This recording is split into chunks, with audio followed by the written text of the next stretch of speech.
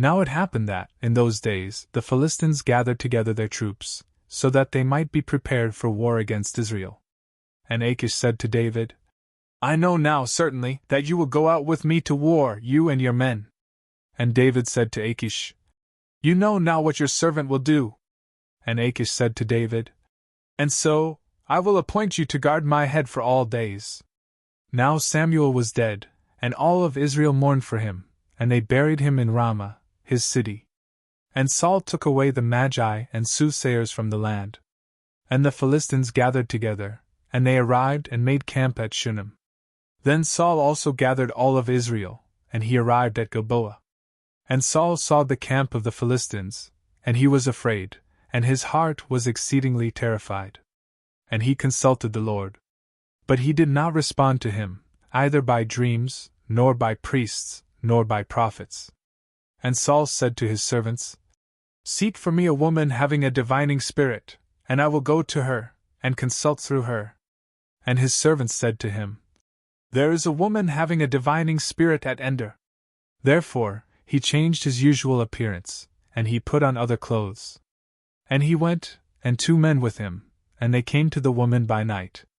And he said to her, Divine for me, by your divining spirit, and raise up for me whomever I will tell you.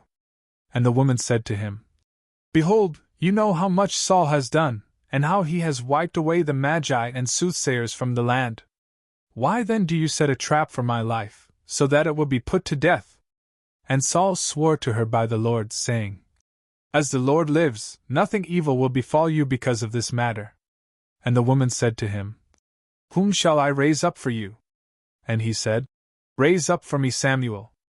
And when the woman had seen Samuel, she cried out with a loud voice, and she said to Saul, Why have you afflicted me? For you are Saul. And the king said to her, Do not be afraid. What have you seen? And the woman said to Saul, I saw gods ascending from the earth. And he said to her, What appearance does he have?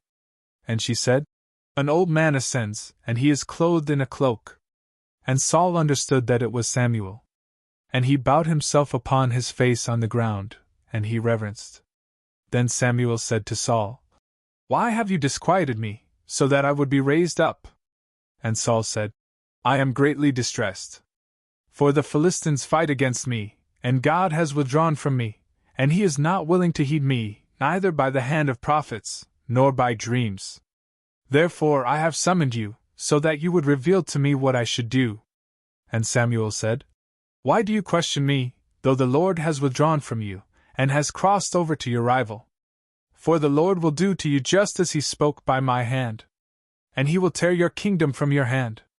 And he will give it to your neighbor David. For you did not obey the voice of the Lord, and you did not carry out the wrath of his fury upon Amalek. For this reason, the Lord has done to you what you are enduring this day. And the Lord also will give Israel into the hands of the Philistines, along with you. Then tomorrow you and your sons will be with me. But the Lord will also deliver the camp of Israel into the hands of the Philistines. And immediately Saul fell stretched out on the ground. For he was terrified by the words of Samuel. And there was no strength in him. For he had not eaten bread all that day. And so the woman entered to Saul, for he was very troubled, and she said to him, Behold, your handmaid has obeyed your voice, and I have placed my life in my hand. And I have heeded the words which you spoke to me. And so now I ask you to heed the voice of your handmaid, and let me place before you a morsel of bread, so that, by eating, you may recover strength, and you may be able to undertake the journey. But he refused, and he said, I will not eat.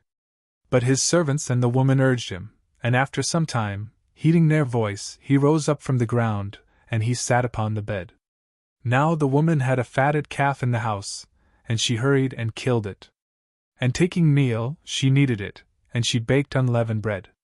And she set it before Saul and before his servants. And when they had eaten, they rose up, and they walked all through that night.